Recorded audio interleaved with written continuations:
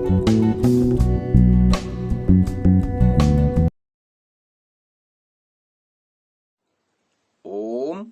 नमस्ते जी। 33वीं श्रव्य कणिका उत्कृष्ट शंका समाधान, मानव मन को आंदोलित करने वाले लौकिक पारलौकिक प्रश्नों के सटीक उत्तर समाधान करता है स्वामी विवेकानंद जी परिव्राजक। पुस्तक संपादित किया है डॉक्टर राधा वल्लभ जी चौधरी MBBS जबलपुर द्वारा। प्रकाशन पुस्तक का दर्शन योग महाविद्यालय आर्यवन रोजड़ गुजरात से हुआ है। आगे 90वीं शंका आ रही है, यह कैसे साबित हो कि अच्छे कार्य करने से व्यक्ति मोक्ष में जाता है? क्या अभी तक कोई भी व्यक्ति मोक्ष में गया है? अगर हां, तो आपको कैसे ज्ञान हुआ कि वो व्यक्ति मोक्ष में गया है? इस जटिल प्रश्न का समाधान स्वामी जी इस प्रकार करते हैं। हम सब के सब मोक्ष में जा चुके हैं और सारे मोक्ष में से लौट कर आए हैं। यही शास्त्र भी कहता है, वेद में भी आया है कि अच्छे काम करो, निष्काम कर्म करो और मोक्ष में जाओ। प्रश्न है कि इसका पता कैसे चलेगा?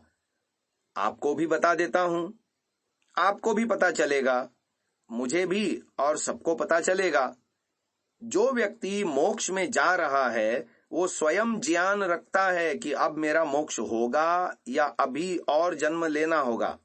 उसकी कसौटी यही है कि अगर आपके मन में सांसारिक सुखों को भोगने की सारी इच्छाएं समाप्त हो चुकी हैं तो समझो आपका मोक्ष हो जाएगा। अगर ऐसा लगता है कि अभी और सांसारिक सुख भोगने की इच्छा बाकी है तो समझ लेना अभी और जन्म लेना होगा। यह कसौटी वेद, योग, दर्शन आदि शास्त्रों में लिखी हैं, वहीं से हमें भी ज्ञात हुआ। अब हरेक को अपना अपना तो पता चलता ही है। जब भूख लग रही है तो आपको पता चलता है और खाना खाते हैं।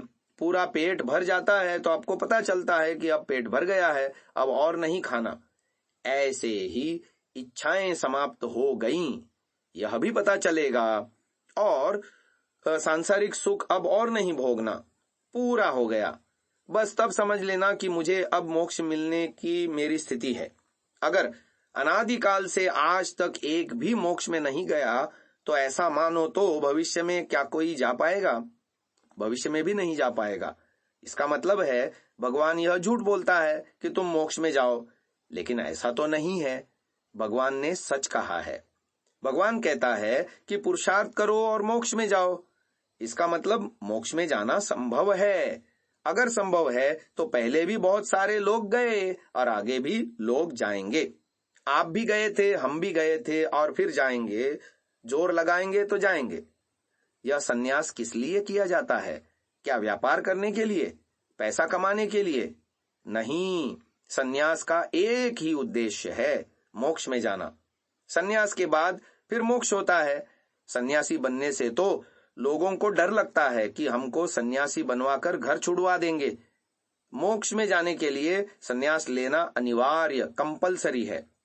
आज लो, 20 जन्म बाद लो, 50 जन्म बाद लो, लेना तो पड़ेगा, और कोई रास्ता नहीं है। मुझे मोक्ष में जाना है, दुनिया में नहीं रहना है।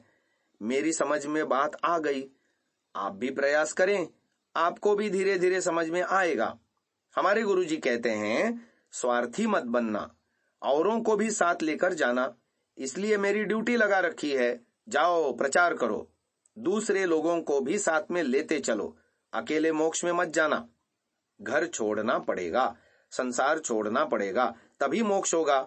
मेरा प्रवचन सुन के आप जोश में आकर कल ही घर मत छोड़ देना। अंततः करना यही पड़ेगा, लेकिन कब करें? उसके लिए तैयारी करनी पड़ेगी, योग्यता बनानी पड़ेगी। आज से आप सोचना शुरू करें कि हमें घर छोड़ना है, हमें वानप्रस्थ लेना है, हमें सन्यास लेना है, योग्यता बनानी है। आपको घर छोड़ने की तैयारी करने में भी 5-10 वर्ष निकल जाएंगे। इसलिए जोश में आकर कोई काम नहीं करना चाहिए। होश में रहकर बुद्धिमत्ता से अपने सामर्थ्य को ध्यान में रख करके करना चाहिए। तैयारी तो आप आज से भी शुरू कर सकते हैं कि हम समय आने पर योग्यता बनाकर वानप्रस्थ लेंगे, सन्यास लेंगे। आगे 91वीं शंका आ रही है, एक महिला ने अपने पति की क्रूरता एवं अत्याचार से लाचार होकर एक रात मौका देखकर उसकी हत्या कर दी। उसके अलावा उसके पास और कोई रास्ता ही नहीं बचा था। क्या उसे परमात्मा दंड देगा? जो सजा यहां काट ली, क्या वह कम हो जाएगी? इसका समाधान है, वैसे तो यह वेद सम्मत नहीं है कि पत्नी पति के अत्याचारों से परेशान हो जाए तो रात को गंडासा लेके उसको काट दे, कोई हथियार लेकर उसको मार डाले। पति को मारना तो नहीं चाहिए।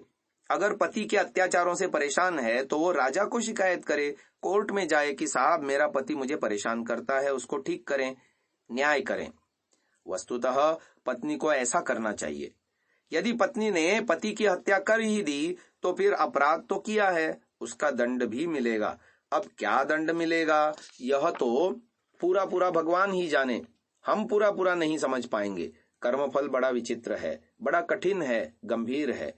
यहाँ प्रश्न यह किया है कि अगर उसको सजा यहाँ नहीं मिलती तो वो काट ली, और यहाँ सजा मिलती है और वो उसने काट ली, तो क्या वो कम यानी माइनस हो जाएगी? मान लीजिए 10 रुपए का दंड उसको ईश्वर के न्याय के अनुसार मिलना चाहिए था और यहाँ सरकार ने 6 रुपए का दंड यानी दुख दे दिया, तो बाकी बचा 4 रुपया। बस 4 रुपए भगवान उसको दंड देगा। वो 6 रुपया कम क्यों हुआ? दंड भोग लिया ना, भोगना ही तो था। 10 का भोगना था, 6 का भोग लिया, अब 4 बाकी बच गया, 4 और मिल जाएगा। इस तरह से एक अपराध का दंड एक ही बार मिलता है और यही न्याय भी कहलाता है। आगे बानबी भी शंका आ रही है, क्या मोक्ष के बाद जन्म होता है? यदि हाँ, तो जब हमें फिर से सांसारिक दुख उठाने पड़ेंगे तो फिर मोक्ष का लाभ ही क्या रहा? इसका समाधान किया जा रहा है, मुझे भी स्वीकार है कि मोक्ष से वापस तो लौटना पड़ेगा। मोक्ष से लौटकर फिर जन्म लेंगे तो पुनः दुख आएंगे। आप कहते हैं कि जब मोक्ष से वापस आएंगे तो फिर मोक्ष में जाने का फायदा ही क्या हुआ? इस शंका का उत्तर है, मेरा एक प्रश्न है, दोपहर में भूख लगी तो आपने खाना खा लिया, क्या शाम को भूख नहीं लगेगी? यदि शाम को फिर भूख लगेगी तो दोपहर में खाने का लाभ क्या हुआ? खाना खाना बेकार हुआ ना? बताइए, खाना खाया आपने, वो उपयोगी हुआ या बेकार गया? उपयोगी हुआ, कारण कि इससे 6 घंटे तक उस भूख के दुख से छुटकारा हो गया। दोपहर 12 बजे भूख लगी तो आपने यह सोचकर भोजन किया कि शाम को फिर भूख लगेगी तो फिर खा लेंगे, अभी 6 घंटे तो कम से कम इस भूख से जान छूटे।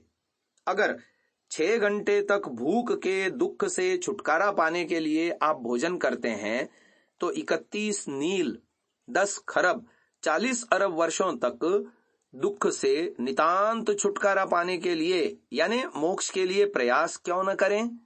करना चाहिए। इसीलिए मोक्ष के लिए अभी प्रयास करो। जब दोबारा भूख लगेगी तो दोबारा खा लेंगे, और जब दोबारा मोक्ष से लौटकर आएंगे तो दोबारा फिर से चले जाएंगे। ऐसा तो नहीं है कि मोक्ष केवल एक ही बार मिलेगा, फिर मिलेगा ही नहीं। भगवान ने थोड़े ही रोका है। वो कहता है दोबारा फिर कर्म करो, फिर आ जाना मोक्ष में। दोबारा रास्ता खुला है, हम बार बार मोक्ष में जाएंगे और वहां अपना कर्मफल भोगेंगे और फिर वापस आ जाएंगे, फिर दोबारा कर्म करेंगे, फिर चले जाएंगे। इसलिए बार बार मोक्ष प्राप्ति के लिए प्रयास करना चाहिए। आगे 93वीं शंका आ रही है, आपने कहा था हम लोग मोक्ष से धरती पर आए हैं, अगर हमें फिर मोक्ष मिले तो हमें मोक्ष में भी इस बात का भय, दुख, चिंता लगी रहेगी कि हम कहीं वापस धरती पर न चले जाएं। इसका समाधान किया जा रहा है, चिंता बिल्कुल नहीं लगेगी। एक व्यक्ति ने अहमदाबाद से दिल्ली तक रेलवे आरक्षण कराया, उसको सीट मिल गई। उसको पता है कि मैं अहमदाबाद से बैठूंगा और दिल्ली स्टेशन पर जाकर मुझे रेलगाड़ी छोड़ देनी है। जैसे जैसे दिल्ली का स्टेशन नजदीक आएगा तो क्या उसकी चिंता बढ़ती है? नहीं ना। तो मोक्ष में भी चिंता क्यों बढ़ेगी? उसको पता है कि इतने समय का मोक्ष है और जब इतना समय पूरा होने वाला है, जब रेलगाड़ी छोड़ने में आपको चिंता नहीं है तो मोक्ष छोड़ने में भला क्यों चिंता होगी? अगर आप बुद्धिमान हैं और न्याय से चलते हैं तो आपको चिंता नहीं होगी। अगर आप पक्षपाती हैं, अन्याय प्रिय हैं, तो आपको चिंता होगी। मोक्ष वाला व्यक्ति पक्षपाती तो होता नहीं है, वो तो न्याय प्रिय होता है और वो न्याय से चलता है। भाई जितना कर्म किया था उसका फल पूरा हो गया, फिर कर्म करो, फिर मोक्ष में आ जाना, इसीलिए कोई चिंता नहीं है। आज की इस चर्चा को यहीं विराम देते हैं। ओम।